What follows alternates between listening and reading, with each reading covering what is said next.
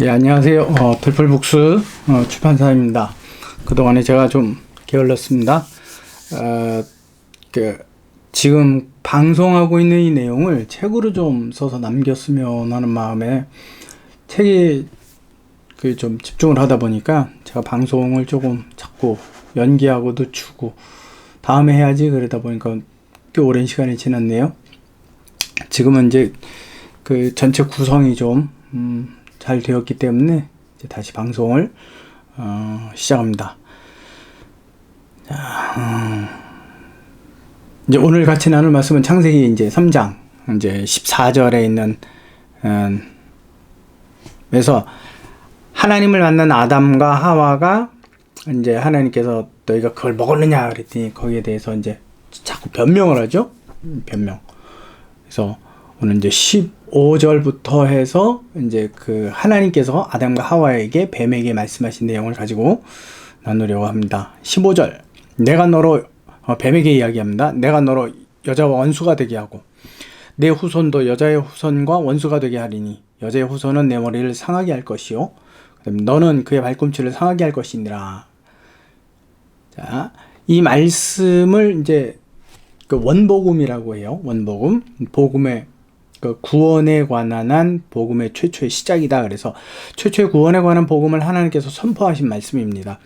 그래서 예수 그리스도는 여자의 후손으로 나셨으며 또 뱀을 이기고 승리하실 메시아이심을 하나님께서 예언하신 겁니다. 또 여자는 구약의 교회와 신약의 교회를 이야기합니다. 이 내용은 계시록 12장을 읽으면 분명하게 알 수 있습니다. 자, 계시록 12장에 보면 태양을 옷 입은 여자가 등장을 해요. 그 여자가 등장을 하는데 그 여자가 해산을 하려고 합니다. 붉은 용이 그 여자가 아이를 해산을 하면 그 아이를 삼키려고 지키고 서 있는 거예요. 예. 근데 그 아이가 어떤 아이냐? 태어나면 장차 만국을 철장으로 다스릴 남자였기 때문에 근데 이제 여자가 해산을 하자마자 하나님께서 그의 보좌 앞으로 올려가요. 이에 화가 난 큰 용이 붉은 용이죠. 붉은 용이 여자를 해하려고 할 때에 또 땅이 그 여인을 또 보호합니다. 그래서 용이 이제 정말 화가 났죠. 화가 나서 이제 여자의 남은 자손들, 성도들을 이야기하죠. 남은 자손들과 이제 싸우려고 이렇게 마주서는 장면이 계시록 12장에 기록이 되어 있거든요.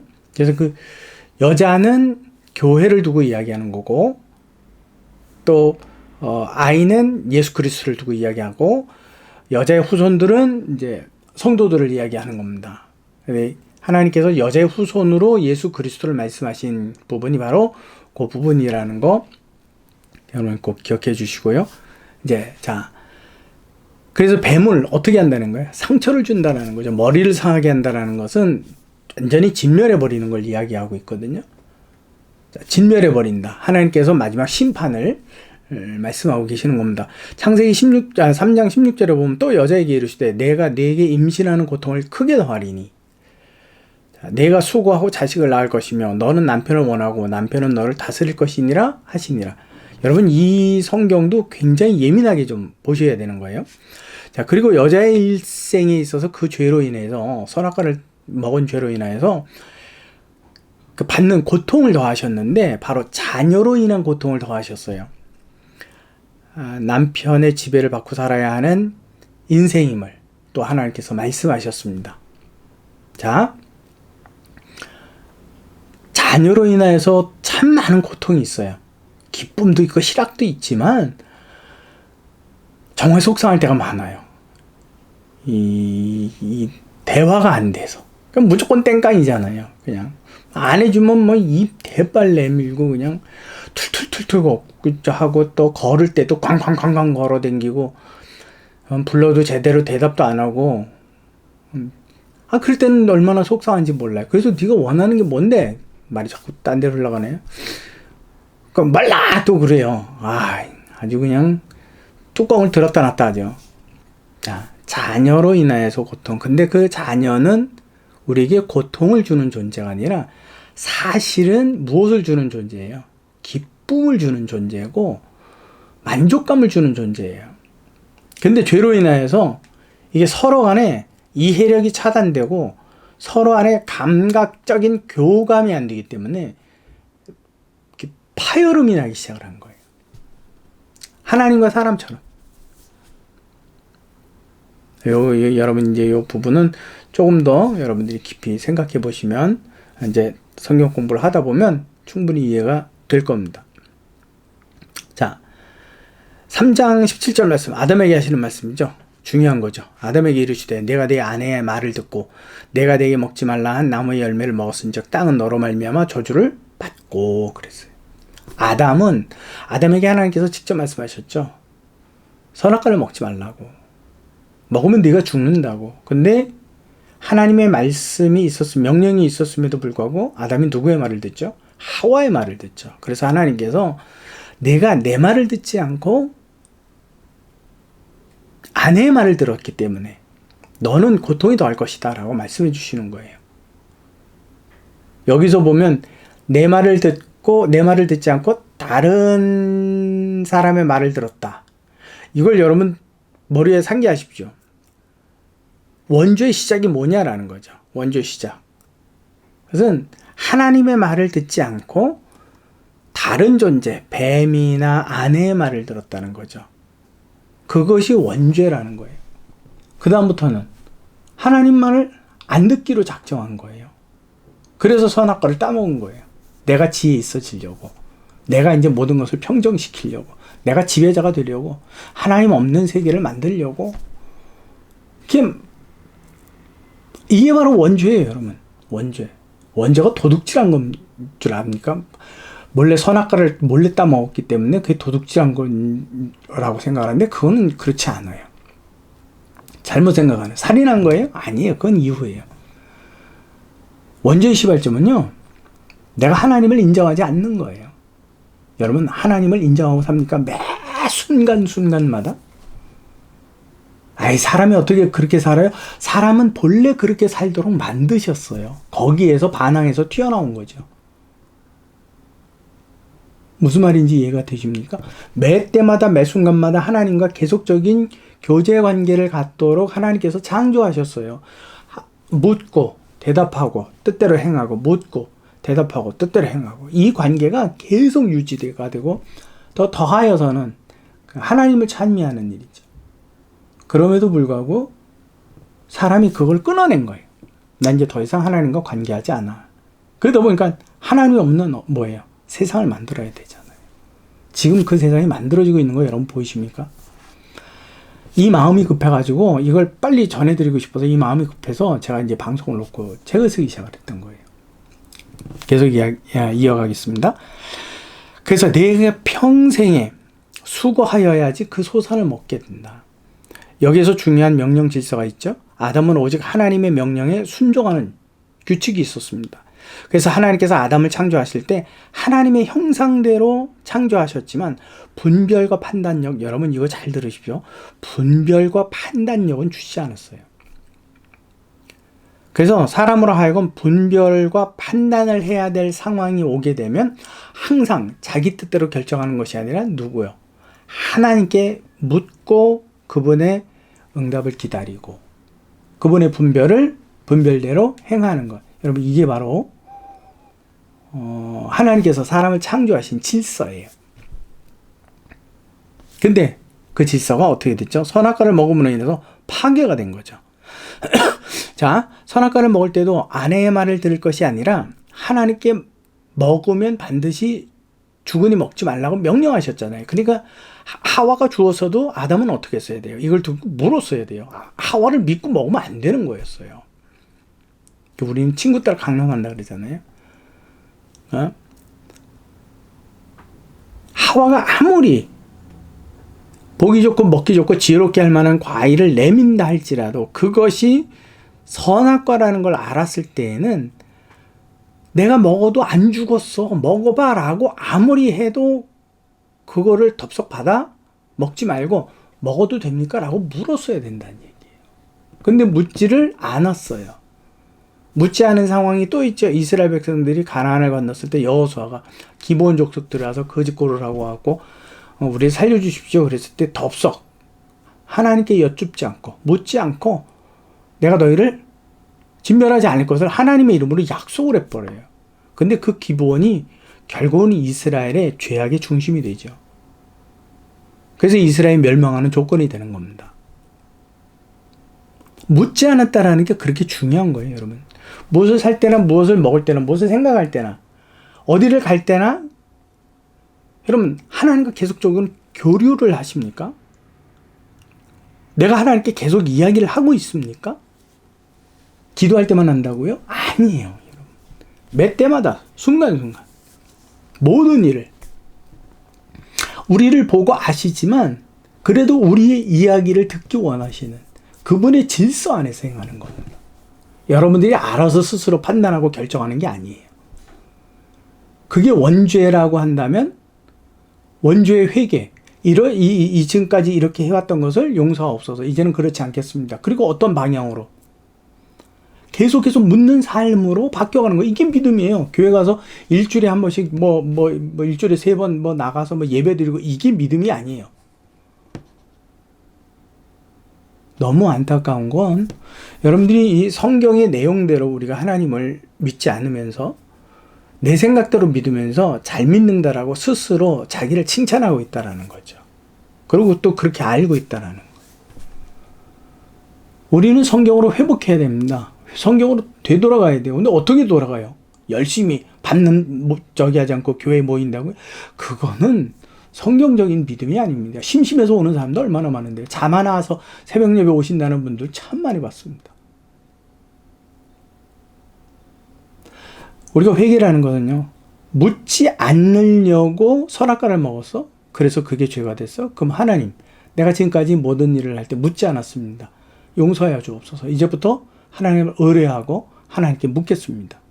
무엇을 살 때도, 그 다음부터는 무엇을 갈 때도, 먹을 때에도, 뭐 할 때에도, 내가 보기에 좋다. 내가 보니까 이뻐. 내가 보기엔 맛있어. 이게 아니라 그분에게 묻는 거예요. 끊임없이. 이게 믿음의 생활이에요.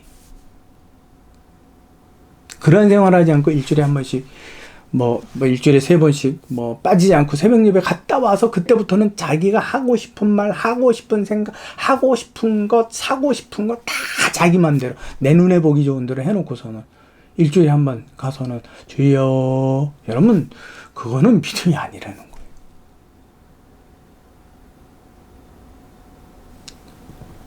거예요. 그래서 하나님께서 하나님께 묻지 않았던 아담에게 대하여서 네가 수고하여야지만 식물이 나올 거다라고 말씀하고 계십니다. 근데 그것은 그로 인해서 땅이 저주를 받았어요. 저주를 받아서 그 대가가 저주를 받았기 때문에 뭐가 되는 거예요? 엉겅퀴를 내는 거예요. 심은 대로 냈지, 심은 대로 내는 게 아니라 심었는데 더 악한 것들을 내요. 그러니까 더 열심히 심어야지만 생각하는 만큼을 얻을 수가 있는 거예요. 흙이 저주를 받았죠? 사람은 어디로부터 만드셨습니까? 흙으로부터 만드셨어요. 이 관계를 여러분들 꼭 기억하시기 바랍니다. 자, 아담이 선악과를 먹은 것으로 땅이 저주를 받았습니다. 그래서 선한 열매를 맺지 못하게 되었습니다. 결국 아담은 땅에 수고를 해야지만 먹을 수 있게 되었습니다. 에덴 동산에서는요, 수고하지 않았는데 먹을 수 있었어요. 근데 이제부터는 수고해야지만 겨우 먹어요. 이게 여러분 대조가 될 수 있어야 돼요. 요 대조해 보는 것 잘 기억하십시오. 자, 한 가지는 사람을 만드신 재료가 땅의 먼지, 또 저주받은 그것은 뭐죠? 흙이죠. 그러니까 사람이 흙을 저주하신 것 같지만 사실은 저주가 흙에 임한 것 같지만 사실은 그게 아니에요. 사람에게 명하신 거예요. 그래서 사람은 내가 행한 것만큼 얻을 수가 없어요. 얻는다면 그 문제가 있는 거예요. 왜? 하나님의 법칙이 얻지 못하도록 하셨거든요. 그래서 모든 사람은요, 수고하고 애를 써야지만 살아가요. 에덴 동산에서는 수고하지 않아도 얻을 수 있었는데 이것이 바로 인간이 원죄의 사람이다라는 것을 증명해 주는 거예요. 그래서 사람의 삶을 시편 기자가 뭐라고 기록을 했냐면 시편 90편 10절 말씀에 보면 우리의 연수가 70이요 강건하면 80이라도 그 연수의 자랑은 수고와 슬픔뿐이요 속히가 아니 우리의 날이 날아가나이다 그랬어요. 우리가 70이건 80이건 해도 우리의 삶은 수고와 슬픔밖에 없대요. 자랑할 게 그것밖에 없대요. 그리고 뭐 하는 거예요? 죽는 거예요. 그러면 인생의 무엇인가를 지금의 현세에서 무엇인가를 이루고자 하는 꿈을 꾸는 사람은요 어리석은 자예요. 우리의 꿈은 하늘에 있다라고 예수님께서 말씀해 주셨어요. 그러니까 여러분 하늘에 두지 않는 사람은 어떤 사람이에요? 하늘에 소망이 없는 사람은 어떤 사람이에요? 하나님과 단절된 사람이에요. 그 사람은 하나님이 없는 세상이고 하나님이 없어야 되는 것이고 그러니까 내가 있는 땅은 어디예요? 이 땅밖에 없는 거예요. 내 소망을 저기에 둘 수가 없어요. 하나님 나라에 둘 수가 없어요. 그러니까 여러분 내세에 대한 부활에 대한 뚜렷한 의식이 없으면서 교회 열심히 나가는 게 믿음이다? 그게 아니에요. 저도 청년부 생활 참 많이 했습니다. 하루 예배를 4부 이상 드려보신 적 있어요? 그러고 살았어요. 그게 행복했고 그게 믿음인 줄 알았어요. 알고 봤더니 그냥 갈 데 없고 할 일 없으니까 그냥 거기 있었던 거더라고요. 냉철하게 살펴보니까. 자, 계속해서 아담을 향해서 말씀하십니다. 창세기 3장 18절에서 19절이죠. 땅이 내게 가시 덤불과 엉겅퀴를 낼 것이라. 내가 먹을 것은 밭의 채소인즉 내가 흙으로 돌아갈 때까지 얼굴에 땀을 흘려야 먹을 것을 먹으리니 내가 그것에서 취함을 입었으니 너는 흙이니 흙으로 돌아갈 것이니라. 아무것도 없게 되었다라는 거예요. 이 땅에서는 누구만의 힘으로, 그렇죠? 사람만의 힘으로는 아무것도 없다라는 거죠. 아담의 가치가 창조되는 날의 최고였습니다. 그러나 그가 죄를 짓고 원죄를 짓고 죽음에 이르른 그 상황에서는요 단지 뭐일 뿐이에요? 흙일 뿐이에요. 그래서 사람은 흙에서 나서 흙으로 돌아갑니다. 하나님께서 정하신 이 법을 넘어설 사람은 단 한 사람도 없어요. 아주 특별한 이런 얘기를 하면 꼭 그러죠. 저기 누구 있지 않습니까? 하나님을 같이 동행하다가 하늘에 올려간 사람도 있고 또 엘리야도 있지 않습니까? 불 말고 불비한 거 타고서 올라갔지 않습니까? 맞아요. 그건 아주 특별한 경우를 하나님께서 부활의 내세가 있다. 지금의 생명과 연장되어지는 그 세계가 있다라는 것을 확인해 주기 위해서 그 사건을 하나님께서 허락하신 것이지 그게 모든 사람의 것은 아니다라는 얘기예요. 그래서 히브리서 10장 27절에 보면 뭐라고 나와요? 한 번 죽는 것은 사람에게 정하신 것이요. 그 후에는 심판이 있다 그랬어요. 심판. 왜 심판이 있어요? 그렇죠. 이 땅에서 뭔가를 여러분 이것도 잘 들으셔야 돼요. 이 땅에서 무엇인가에 대해서 심판은 결산한다라는 거예요. 결산은 맡겨주었던 것을 되돌려 받으면서 거기에 대한 모든 원금과 이자를 합산해서 계산 마무리하는 게 그게 결산이에요. 심판이란 말이에요. 하나님께서 우리에게 선한 당신의 형상을 맡겨두셨어요. 그래서 이 세상을 사는 동안에 우리가 그 형상을 어떻게 잘 맡은 자로서 관리를 하느냐, 거기에 대해서 우리가 책임이 있다라는 거예요. 그래서 심판이 있는 거예요. 그런데 갑자기 아담이 자기 아내의 이름을 하와라고 불렀다고 등장을 해요. 하와의 뜻은요, 생명을 주는 자예요. 생명을 주는 자. 이 말씀은 오직 모든 사람은 이제 여자를 통해서만 생명이 탄생되도록 하나님께서 하셨다라는 말씀을 이 말씀을 하시는 겁니다. 그래서 우리는 다 그렇죠.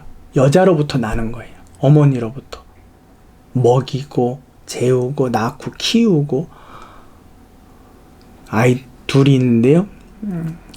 참 그 아이 둘을 낳기까지 참 수고 많더라고요. 그렇죠? 나서도 지금까지도 수고해요. 여러분, 아무튼 사람이 선악과를 따먹은 그 죄로 인하여서 얻은 그 고통은 이루 헤아릴 수 없습니다. 이 말씀에서 이제 마지막으로 하나님께서 원죄의 사람들에게 가죽옷을 만들어 입혀주셨어요. 그리고 내쫓으셨잖아요. 이 말씀을 해석하면서 많은 사람들이 그 가죽옷을 입혀주시기 위해서 희생제물이 필요했다. 동물의 피가. 그래서 가인은 안 받으셨고 아벨은 받으셨다. 육축하는 자이기 때문에 받으셨다. 이렇게 해석하는데 그거는 정말 좀 거리가 멀어진 이야기예요. 자요. 그러면 지금 농사하는 사람은 다 저주받은 사람입니까? 이거는 이렇게 해석을 하면 안 되죠. 그거는 대표성을 가지고 있는 이야기인데 그렇게 해석을 하면 안 되고요. 자, 그 희생제물에 가죽옷을 입혔는데 이후에 하나님의 어린 양이 되셔서 이 땅에 제물 대신 예수 그리스도를 예표해 주시고 그것을 미리 예언해 주신 것이다. 이렇게 해석을 해요. 그래서 그 에덴 동산에서 희생당한 게 예수 그리스도다. 그것에 대한 비유다. 이렇게 이제 해석을 하거든요. 문제는 한 가지가 있습니다. 상징적인 해석으로는 혹은 영적인 해석이라고 이야기할 수도 있죠. 그것은 가능합니다. 근데 조심해야 합니다. 왜냐하면 성경에서는 하나님께서 받으시는 희생제사에 쓰이는 생축은 정해져 있어요. 동물의 종류가 나와 있단 말이에요. 소냐, 숫소냐, 소냐, 아니면 양이냐, 순양이냐, 염소냐, 이게 또 정해져 있단 말이에요. 그 부분이 아무거나 가지고 생축을 삼을 수 없다라는 거예요. 그런데 오늘 이 본문에서는요, 가죽옷은 기록이 되어 있는데 어느 동물의 가죽옷인지는 기록이 되어 있지 않아요.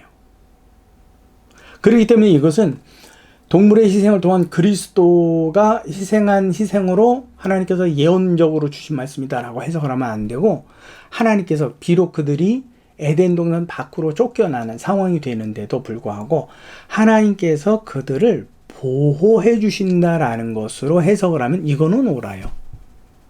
무슨 말인지 여러분 이해가 되시죠? 그러니까 저도 처음에 그렇게 알고 있었어요. 그러니까 처음이 아니라 이렇게 신학을 공부하면서 그래, 바로 그거야. 동물을 죽였어. 그렇다면 그 동물은 분명히 희생된 거지. 아담과 하와를 위해서 희생된 거지. 야, 그럼 그리스도네? 막 이렇게 알고서는 놀라운 지혜를 얻었다고 생각하는데 가만히 살펴보니까 그게 아니었어요. 이들은 그리스도의 보혈로 구원받으러 가는 곳이 아니라 가죽옷을 입고 고생하러 나가는 거예요. 죽으러. 무슨 말인지 이해되시죠? 그렇기 때문에 이것을 그 성경적인 희생제물의 예표로 여러분 해석하면 안 되고, 하나님의 계속된 보호, 에덴 동산에서 쫓아내시면서도 그들을 끊임없이 보호하시겠다라는 그분의 약속으로 여러분들이 이해를 하셔야 되는 것이지, 이것을 구원의 상징으로 해석을 하시면 안 되는 겁니다. 그래서 오늘 말씀의 가장 중요한, 성령께서 이 본문을 우리에게 주시면서 우리에게 깨닫게 하시는 교훈이 뭐냐? 교훈. 그것은 아담은 아내의 말이 아닌 누구의 말? 하나님의 말씀에 순종했어야 된다. 고로 이제 우리도 다른 사람의 말이 아니라 누구의 말씀에? 하나님의 말씀에. 거기에 순종해야 된다라는 거예요. 그게 오늘 성령께서 이 본문을 통해서 우리에게 깨닫게 하시고 교훈을 주시는 내용이에요. 너희는 오직 누구의 말을 들어라? 하나님의 말을 듣고 그분의 말씀에 순종해라 하시는 말씀입니다. 오늘 말씀 여기까지 나누겠습니다. 수고하셨습니다. 여기는 들풀북스 출판사에서 전해드리는 창세기 강의 시간입니다. 다음 시간에 또 뵙도록 하겠습니다.